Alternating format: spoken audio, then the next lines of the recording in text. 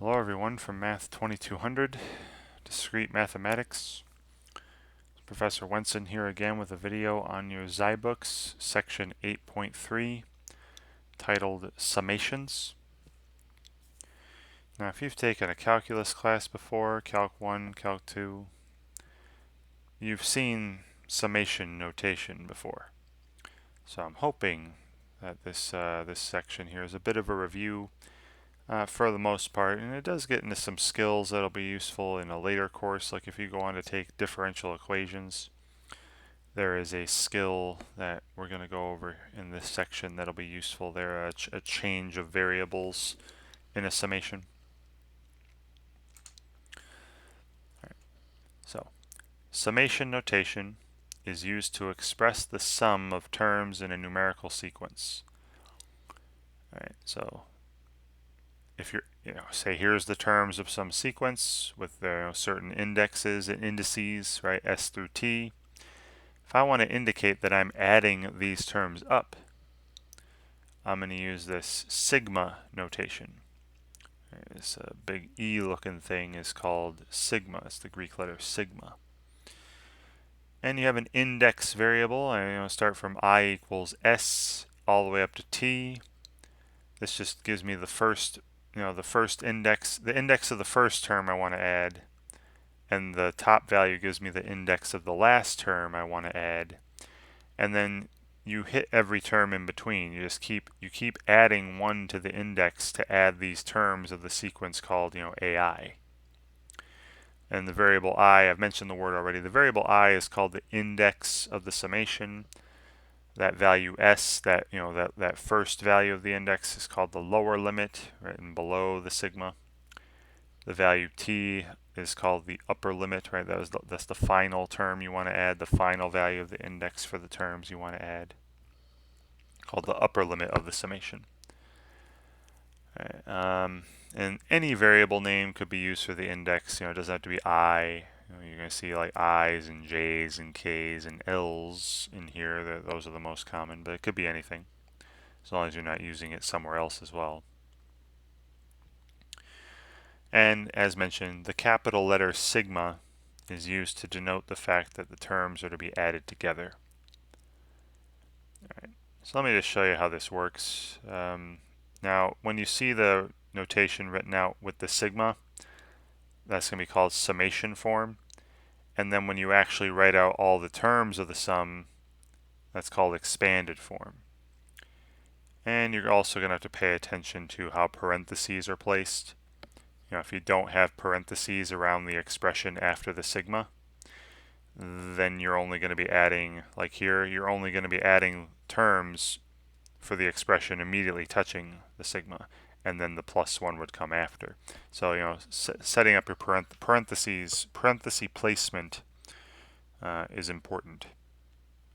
All right, so I'm going to get into, I'll show you how a summation is computed by looking at a couple of examples. I'll just do this one first on a separate piece of paper. All right, so here we have a summation form.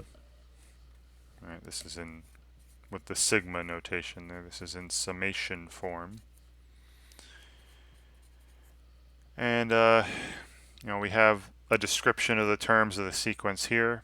Every term looks like some j squared plus 1, where j is the index variable for this summation. And the lower limit's -1, the upper limit is 2. So this means start off with the value of the index being -1.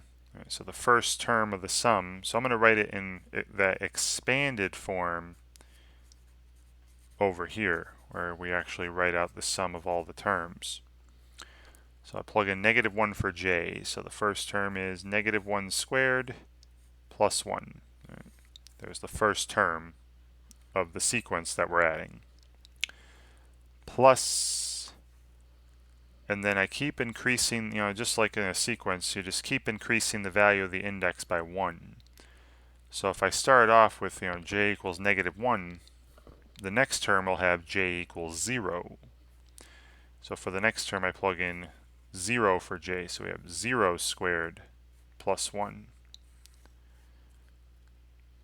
and then we add, plus, and then the next term, the value of j will be 1. So then 1 squared plus 1. And then finally, the value of j is going to be 2, and that is our upper limit. That's where we're going to stop. So the last term is, 2 squared plus 1. And then I'll simplify each of these 4 terms and add them up. All right, so that's 1 plus 1, which is 2, plus, 0 plus 1 is 1, plus 1 plus 1 is 2 again, plus 4 plus 1 is 5, and then adding all these up, you get 3, 5, 10.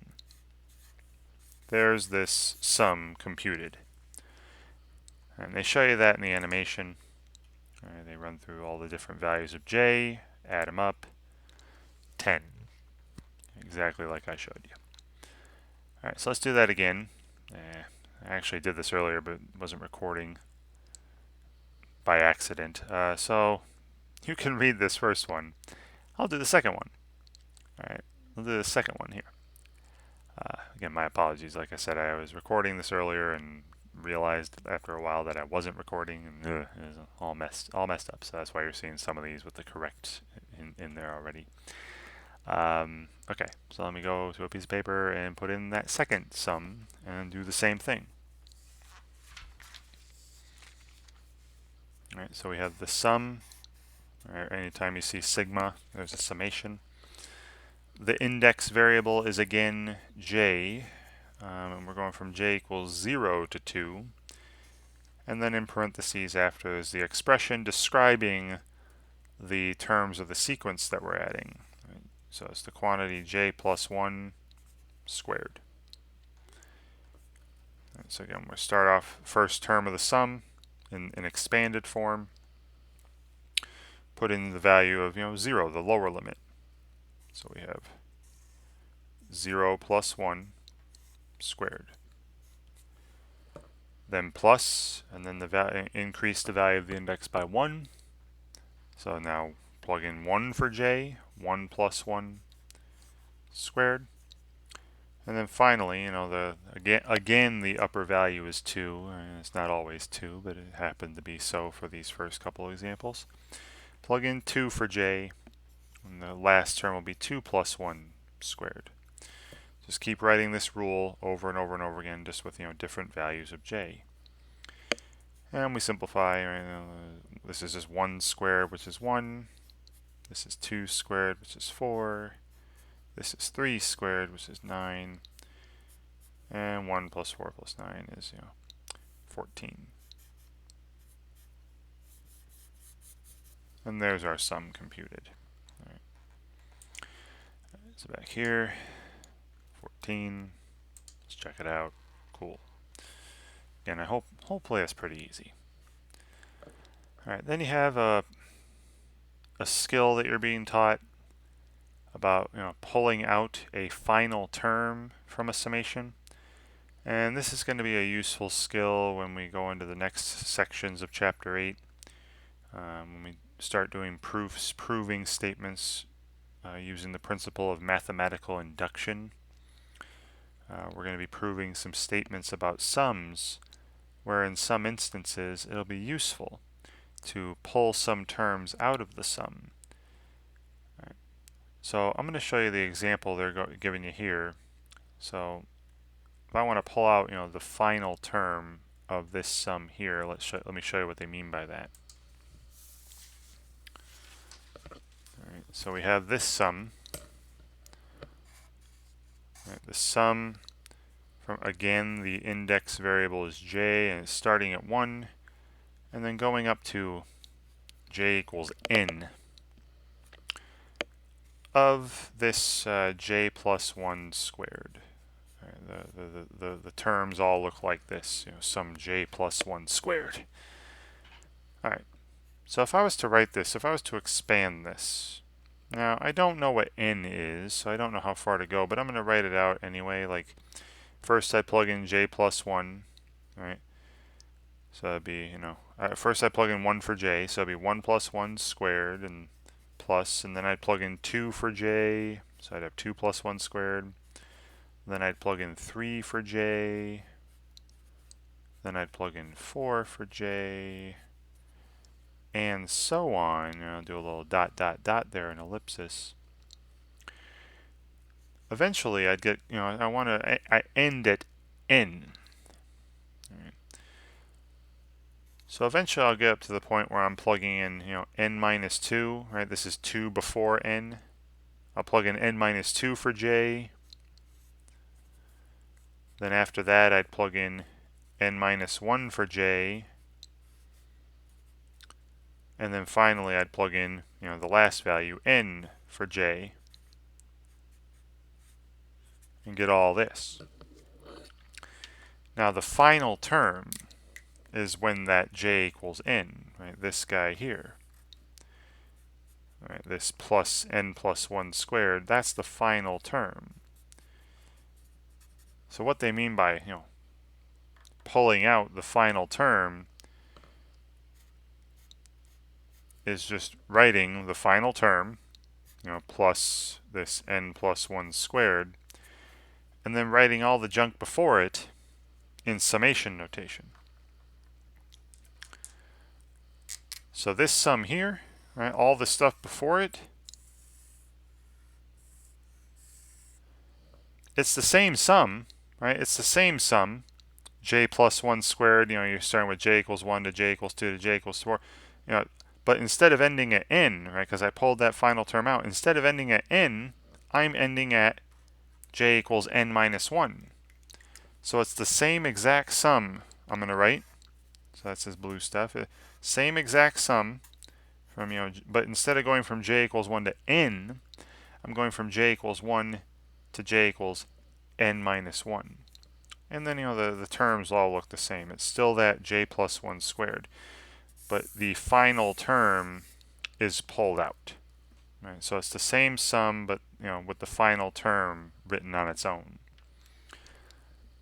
So a real simple way to do this is if they say remove the final term or pull out the final term, just plug in the final value of the index, right? Plug in n for j, so you get n plus 1 squared, there's your final term, and then just go 1 before that, just subtract 1 from that upper limit. So instead of n, I have n minus 1, and write the sum the same way as before.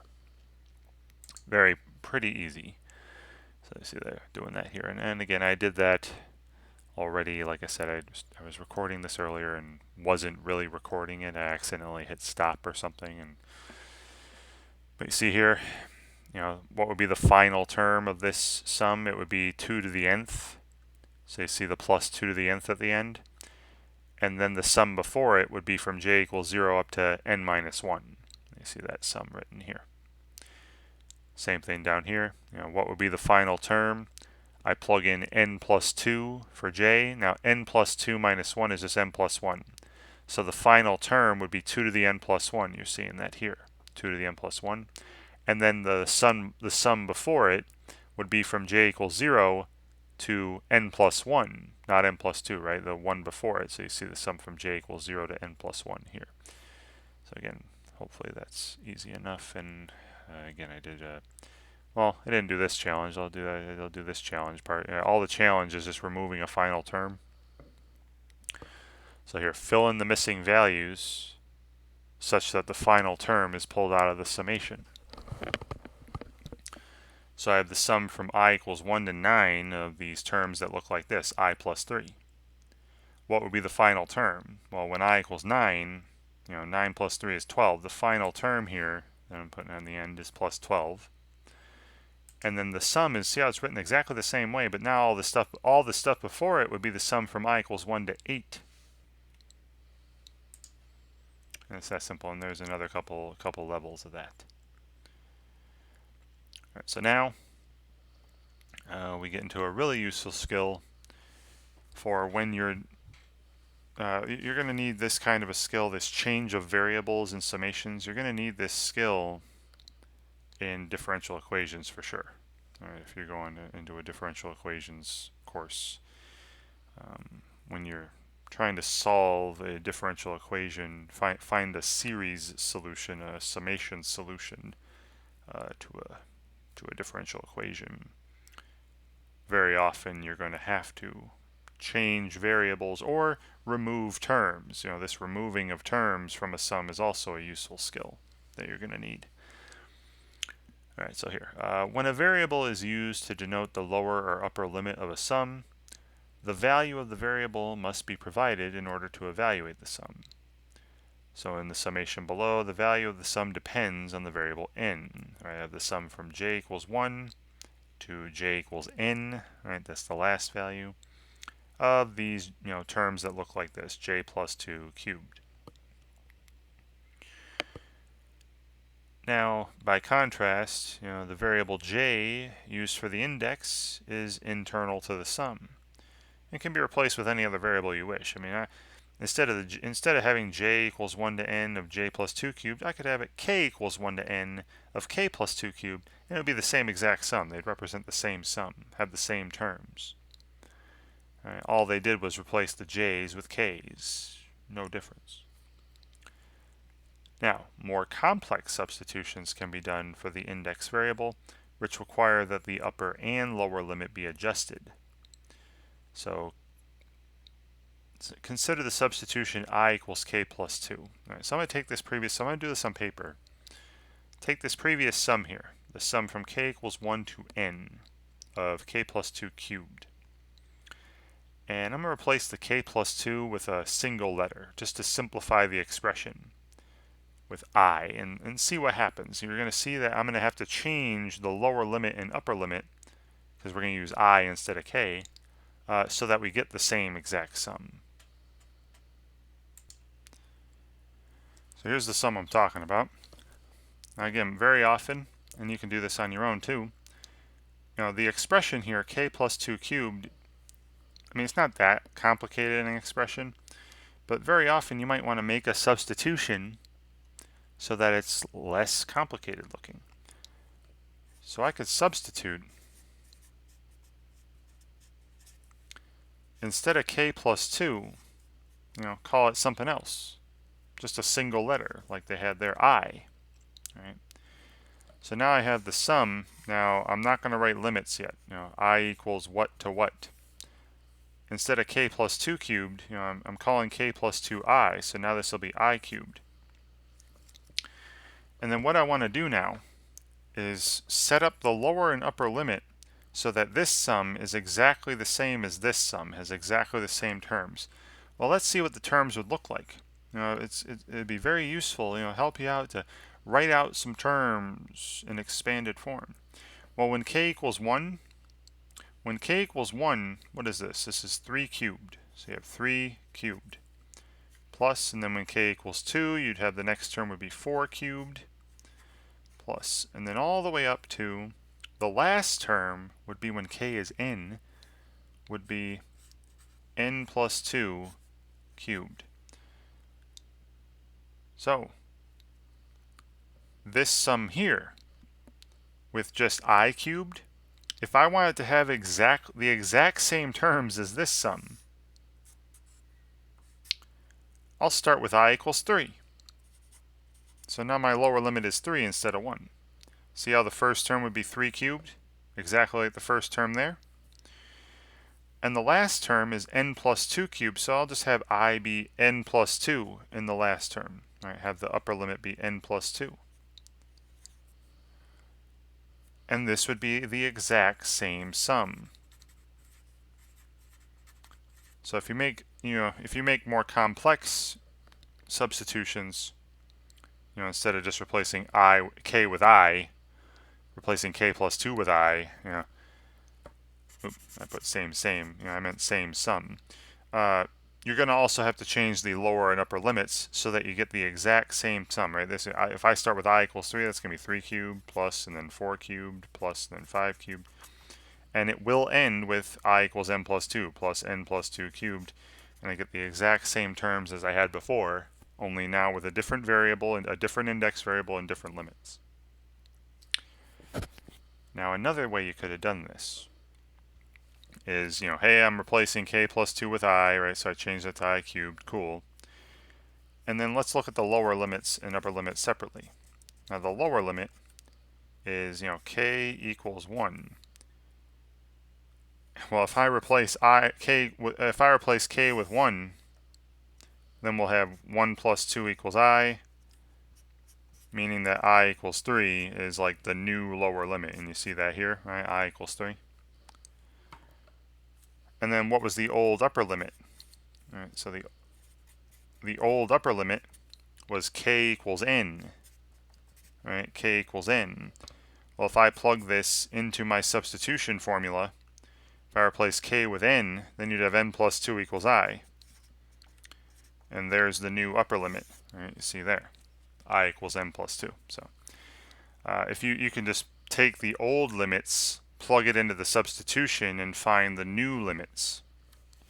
All right. Pretty similar to how you change limits when you were changing variables in integration in calculus. It's pretty similar.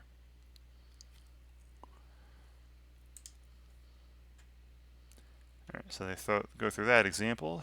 And you can watch the animation here. I'll let you watch that.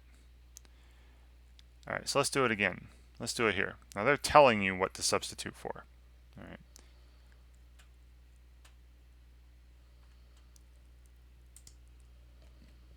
All right. So I have the sum here from I equals 3 to 21 and then every term of the sum here is going to look like this, 1 over I plus 3. Now, I know they're telling me to replace, I plus 2 with j.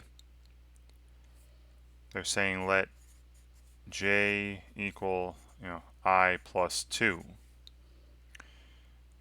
All right, so I'm gonna see what let's see what happens when we do this now. So we're gonna change this.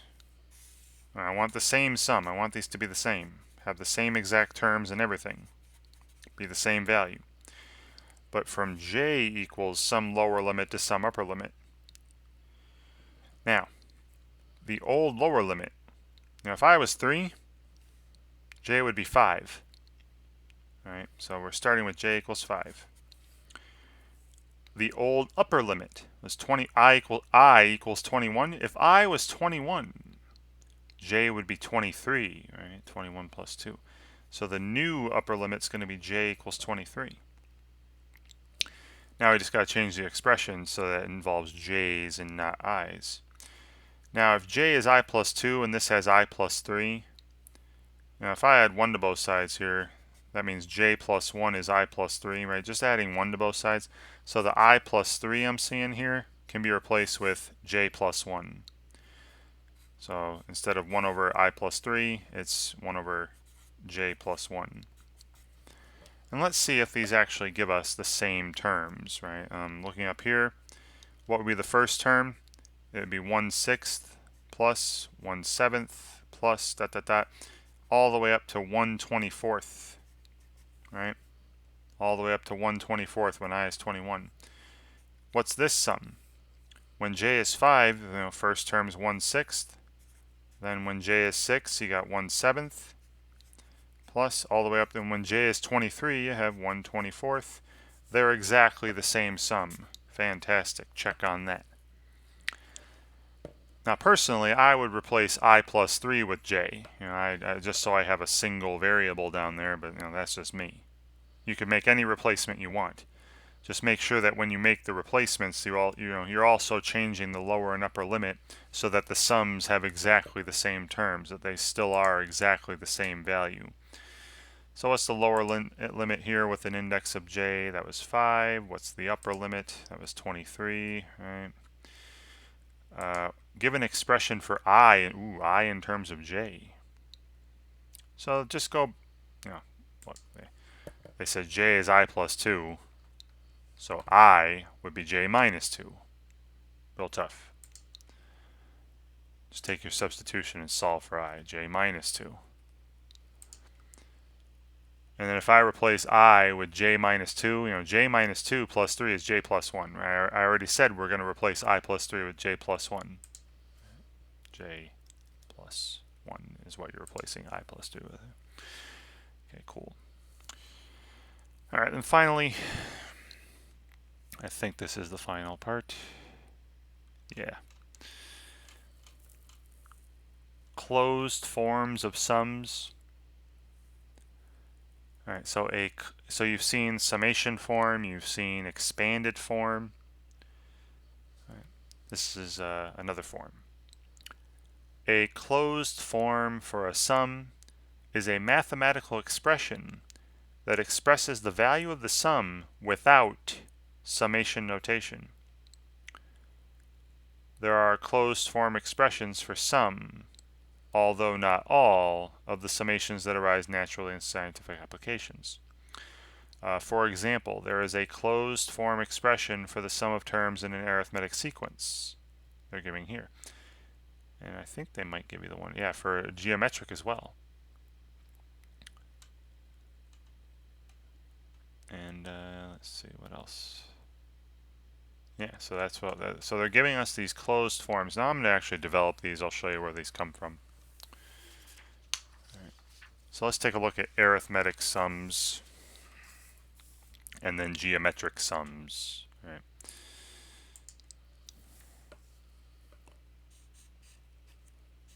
So hopefully you recall that an arithmetic sequence was this. An arithmetic sequence looked like this. The nth term was, the initial term. And say we started at a sub 0, right, plus, and then n times d, where d was that common difference. It was the number that you kept adding to get, each time to get from one term to the next. All right. So if I look at some terms, say I start at a sub 0, then the next term is, a sub 0 plus 1d. Then this third term would be a sub 0 plus 2d. Then the fourth term would be a sub 0, plus 3d. Then the nth term would be a sub 0 plus, n minus 1 times d. Right? Again, the first term has no d's, the second term has 1d, the third term has 2d's. So whatever term I'm at has one less number of d's on it. All right. Now let's add them up. Now a sum is also referred to as a series. I don't think that word was used in this section, but if you ever come across a video and they talk about arithmetic series or arithmetic sums, sum and series are the same thing. You're just adding the terms of a sequence. All right. So I'm taking here, let's go the sum from, k equals 0, starting with the a sub 0 here, to n minus 1. All right, this will be the sum of the first n terms. We're adding up all these n terms, the first n terms of an arithmetic sequence. So every single one of those terms looks like this, right? A sub 0 plus kd. Right? Every single one of those terms looks like that. And like I said, this would be a0 plus, a0 plus d plus a0 plus 2d, and so on, plus all the way up to plus a0 plus n minus 1d. Okay. The sum of the first n terms of an arithmetic sequence. Now, I'm going to call this S for sum. Say this is equal to some value S. Now what I'm going to do is write this same sum, but just rearrange the terms. So can I just, you can write a sum in any order you want, and you'll get the same result when you're adding numbers.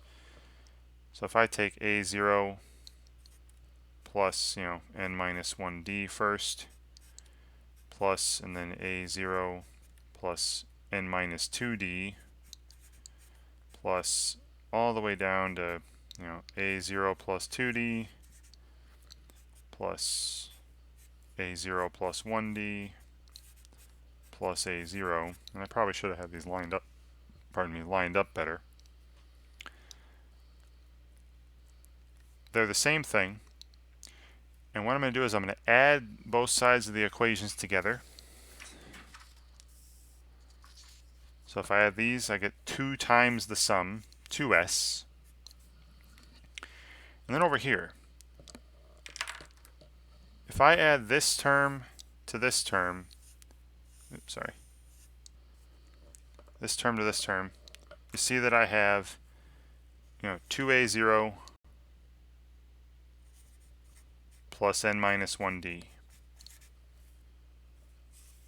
If I add that term and that term. And then if I add this term and this term, right, just doing it in the, this in the reverse order, I have 2a0 plus, and then 1d plus n minus 2d would be n minus 1d.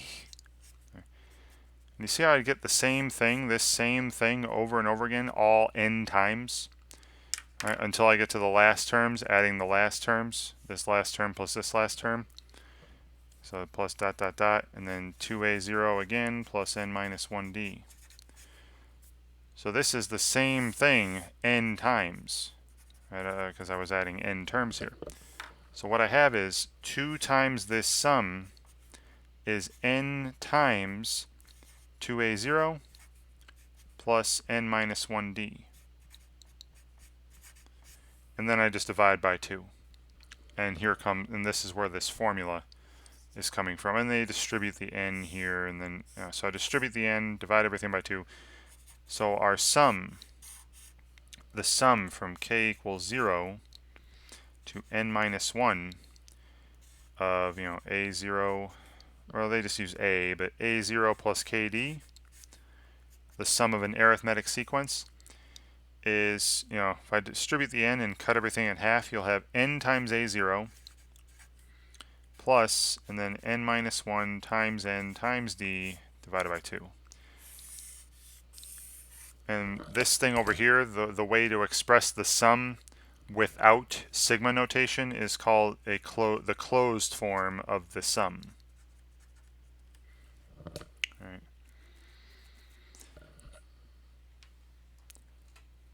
So their example. All right.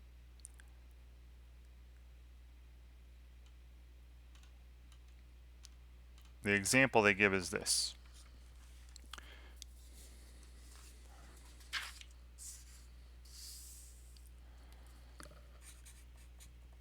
They have the sum from j equals 0 to 6. And so instead of k, it's j. Of 5 plus 3j. 5 plus 3j. Now remember, if you have a linear rule, right? Remember the rule for an arithmetic sequence is linear, right? The rule for an arithmetic sequence is linear in D, or in this case, J, or linear in K, and this is linear in J. So this is definitely the rule for an arithmetic sequence. Now this is only 7 terms, right, from 0 to 6. That would only be 7 terms. But what I'm going to do is I'm going to go to this closed form and plug in all the pertinent information. Right. So like I said, if you're looking at this, the value of n would be 7, right? Because you're starting at 0 like this one, the lower limit 0. The upper limit's n minus 1, so 6 is 1 less than n. So that means n is 7. Okay. So the value will be 7 times, and then what's the value of this when you plug in 0 for j? It's 5, right? So 7 times 5 plus, and then n minus 1 is 6 times n is 7 times d is just the number attached to the index. That would be 3 here. the d would be 3, and then divided by 2. And so we have 35 plus, 2 goes into 6 3 times. That's 21, that's 63. And 35 plus 63 is 98. All right, this would be 98. Now you could do it the long way, sure. If I plug in 0 for j, that's 5, plus, and then I just keep adding 3, right? That common difference is 3, the number attached to j. When I plug in 1 for j, I'd get 8, then 11 for when I plug in 2 for j, then 3 for j, 14, then 17 when I plug in 4 for j, then 5 for j, then 6 for j, and you see it would be 98. All right, and you go ahead and add those up. Now that wouldn't take that long to do. But what if I asked you to go from j equals 0 to 1,000? Then you're not going to want to do this, right? You're going to want to go to the closed form. A closed form is typically a very simple formula, to give you the value of a sum. Right? And it's without summation notation. All right. Now I'm going to give you. This isn't in the book. I'm giving you this just for your own good. In general, the sum of some arithmetic sequence, so if the rule is a linear rule,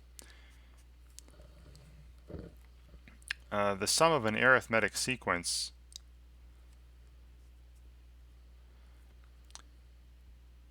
is the first, you take the first term of the sum plus the last term of the sum, multiply that by the number of terms, then divide by 2.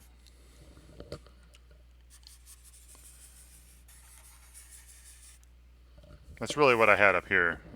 This here was the first term plus the last term. Then n was the number of terms, and then I divided by 2. So look, right, like for example, this one here, right? 5, 8, 11, 14, 7. That's an arithmetic sequence, those numbers. So we're taking and adding up. We're having an arithmetic series. Take the first term, 5, plus the last term. That's 28. Multiply by how many terms there are. From 0 to 6 is 7 terms, and then cut this in half. Well, 2 goes into 28 14 times. 7 times 14 is 98. So this is a very quick way also to remember how the sum of terms of an arithmetic sequence. You take the first term of the sum plus the last term of the sum, whatever that sum is, multiply by how many terms you're adding, cut that in half. All right. So let me show you another example. Then we'll go to geometric stuff.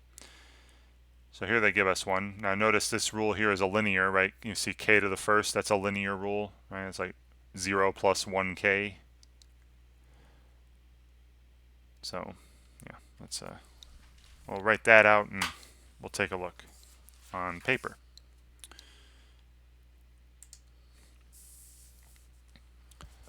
So I'll keep this generic thing up here. All right, so we have the sum from k equals 0 to 199 of just k, right? But again, that's a linear rule, right? K to the first. Now, if you want, if you have this down, here was the closed form and all that. Let me go through this, and then I'll go through the other way I showed you, the general way. What's a 0 here? Well, when I plug in 0 for k, that's 0. And I'm going from 0 to n minus 1. So 199 is n minus 1, meaning n is 200. All right, this is 200 terms that we're adding. So then I just plug these in. Oh, and the value of d is 1, right? Because it's k times d, the index times d, the slope of the linear expression. D is 1. So I plug these in. So we have 200 times 0 plus 199 times 200 times 1 divided by 2. Well, this is nothing. 2 goes into 200 100 times. So this is 19,900. Right, and remember what this sum is. You know, this is 0 plus 1 plus 2 plus 3 plus 4 plus all the way out to plus 199. It's going to give you 19,900. Right, and you see how quick that, that's much quicker than just adding them one at a time. Now again, you could have used my little generic formula, my what I wrote here. My rule is linear, so I know it's an arithmetic sequence being described. The first term is 0. The last term is 199. So this sum will be 0 plus 199, which is 199, multiplied by how many terms there are. If I'm going from 0 to 199, that's 200 terms. So first term plus last term times how many terms there are, cut it in half, and you get the same thing, right? It's the same expression as up here. All right. So that was arithmetic sequences. And then you're given the closed form here for a geometric sequence, which I will go into as well. I'll develop that as well.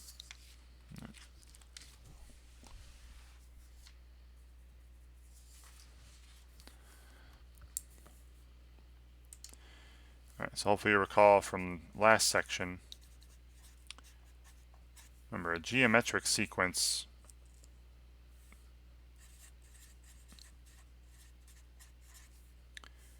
was like this. You had a sub n was a sub 0, or if you start with an index of 0, times r to the nth power.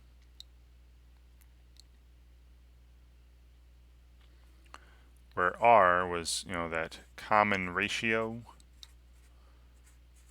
This is the number that you keep multiplying by, right? You multiply by the same number every time. So you have, a0, then a0 times r, then a0 times r squared for the third term. And if you want the first n terms, right? If I want to look at the first n terms of a geometric sequence, I'm going out to a sub 0 times r to the n minus 1 power. And now let's take their sum, right? Or do what's called a geometric series. Right? So I'm taking the sum from, again, k equals 0, starting with an index of 0, up to n minus 1. This will be n terms of this a sub 0 times r to the k minus 1 power, right? So again, this is a0 plus a0 times r plus plus a0 times r to the n minus 2 plus a0 times r to the n minus 1. All right, the sum of these first n terms of a geometric sequence.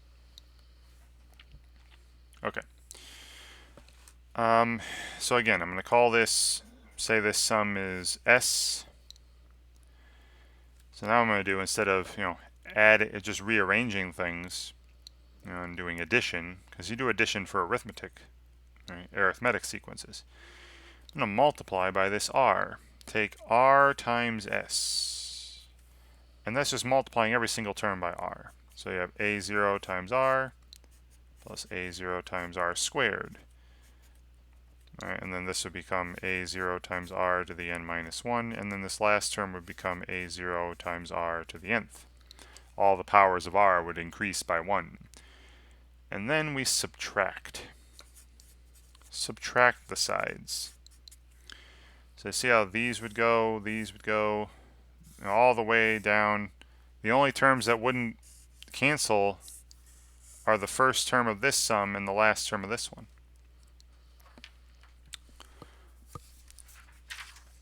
And then here's what we get. We have s minus rs, r times s, equals a0 minus a0 times r to the nth. And do a little factoring. We see s times the quantity 1 minus r equals, a0 times the quantity 1 minus r to the nth. I'm pulling the factor of a0 out. And then to get s alone, I divide by 1 minus r. So we have a0 times 1 minus r to the nth divided by 1 minus r. This is our closed form, right? So the sum from k equals 0 to n minus 1 of our geometric series a sub 0 times r to the k minus 1 to the k power. Oops, I said k minus 1 up here, didn't I? I meant k, right? Because get that sum. So the sum, from k equals 0 to n minus 1 of our geometric series, or geometric sequence terms,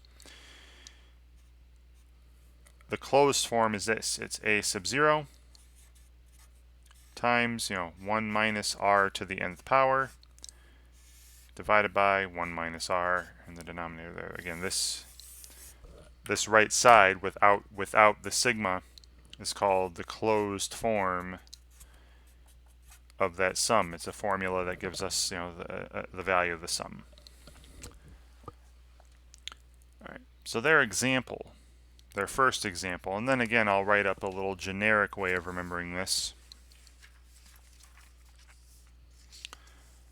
So for example, if I want the sum from j equals 0 to 5, right? So again, starting with 0, ending at 5. So that means the value of n here is 6. This is 6 terms, right? 0 to 5, that's 6 terms of 3 times 2 to the j. Right? Now notice that this is an exponential rule, right? My j, the index is in the exponent. And if it's an exponential rule, then you're dealing with a geometric sequence. And this is a geometric series, right? You're adding. All right, so what would be the a0?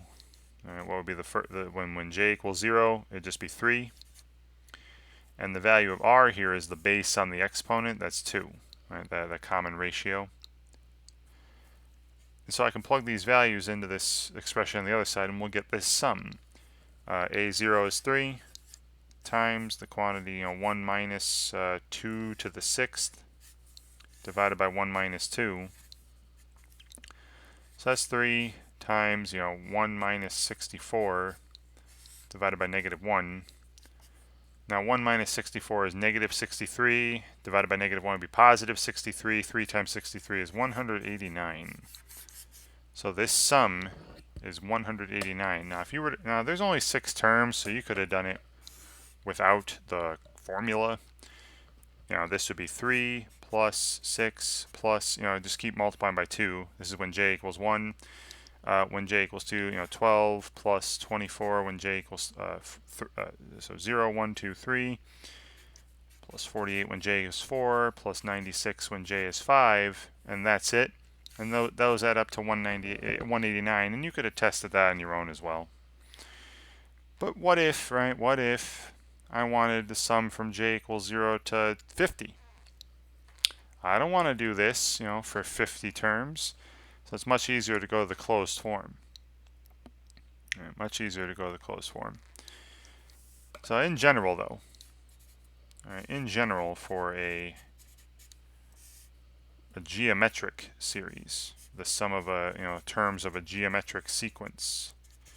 So if you recognize the rule as exponential, it's going to be the first term, right, the first term of the sum times 1 minus, the common ratio. Let's use r for the common ratio. You should know what that is for a geometry. That's that number you keep multiplying by to get from one term to the next. To the number of terms, right? That's what this n is here, right? The n back in the formula, that's how many terms you're adding. So the first term of the sum times 1 minus r to the number of terms power divided by 1 minus r. Right?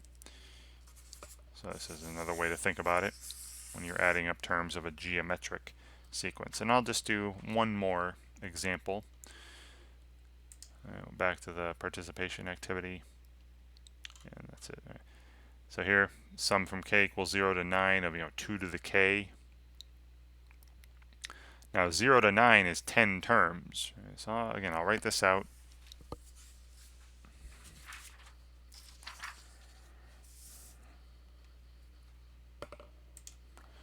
So we have the sum from k equals 0 to 9 of 2 to the k. So again, this is, 2 to the 0, which is 1, plus, and then 2 to the first, plus 2 to the second, all the way up to 2 to the 9th, right? And I don't want to add all that up. I mean, I know it's only 10 terms, but I don't want to add up 10 terms. I don't feel like it. So I'm going to use this closed form, right? So what's the first term of the sum? 1 times 1 minus, what's the common ratio? What do I keep multiplying by from term to term? You keep multiplying by 2. And then raised to the 10th power, right? There are 10 terms here. N equals 10, right? 10 terms. Then divided by 1 minus the common ratio again. So this is, 2 to the 10th minus 1. Because it's 1 minus 2 to the 10th, but then divided by negative 1. So that'd be negative 1 plus 2 to the 10th, or 2 to the 10th minus 1, which would be 1023. And I just happen to know that 2 to the 10th is 1024. So 1024 minus 1. The sum of all these numbers would be 1023. And going through that closed form. So let's check it out. I didn't check out the first one, but let's check this one out. 1023. Fantastic. Right, plug it into that closed formula. Then your challenge activity. Again here. Now there's only 4 terms, right? From 1 to 4 is only 4 terms. And I've been saying this, a way to determine how many terms you're adding, take the upper limit minus the lower limit and then add 1. 4 minus 1 is 3, plus 1 is 4. This is 4 terms. So you could do this easily without using the fact that, oh, this is a linear, so it's an arithmetic. Now, if you recognize that, hey, this is a linear rule, so this is an arithmetic sum, an arithmetic series, take the first term, when n equals 1, that's negative 4. The last term, when n equals 4, is negative 1. Negative 4 plus negative 1 is negative 5. Then take negative 5 times how many terms there are, which is 4. That's negative 20. And cut that in half. This sum will be negative 10. Okay, now they write the whole thing out, again, because there's only so many terms. You didn't have to recognize this as an arithmetic. Here, this is also arithmetic, right? This is linear, but there's only 4 terms again. K equals 0 to 3. Again, 3 minus 0, and then plus 1. There's only 4 terms again for that one. Pretty easy. Here's another linear one. Now this one's 25 terms. Now they're telling you that it's arithmetic with a equals 3 and d equals 2. So again, real quick, if you recognize it's arithmetic, what's the first term of the sum? So when L is 0, that'd be 3. What's the last term? When L is 24, that'd be 48 plus 3, that's 51. 3 plus 51 is 54. Multiplied by how many terms there are? There are 25 terms. 54 times 25, and then divided by 2. Now 2 goes into 54 27 times. 27 times 25 would be 675. So this adds up to 6. Now I'd do that on paper if I were you. But, there you go. All right, then I think they might have some geometric ones. Yeah, here's an exponential, right? 5 to the k. Now again, this one's only 4 terms. You don't need the formula, but you can use the formula, and they even give you the first term and the common ratio. And same here. They give you the first term and the common ratio. Now again, if you want, if you got it memorized, should be easy. The first term of this sum would be 12. The common ratio would be 3, right at the base of the exponent. And there's 6 terms. Okay, now you might want to use a calculator for that though, because you'd have 12 times, the 1 minus, whatever 1 minus 3 to the 6th is, and then divided by negative 2, 1 minus 3. So punch that in your calculator, get a sum, plug it in. Should be good. All right. And then you have your additional exercises. Some of these are on assignment 8, some are not. I would still recommend going over all of them just to get more practice, get better at the material, hopefully. And yeah, hopefully this video helps you, guide you through this assignment, guide you through this section. Please, don't look at the solutions ahead of time. Try to work out the problems first and then look at the solutions. Right? I know you can observe the solutions, but just use those as a guide afterwards. Don't just copy solutions. You're not going to learn anything that way. And if you have any questions, of course, let me know. And thank you very much for watching.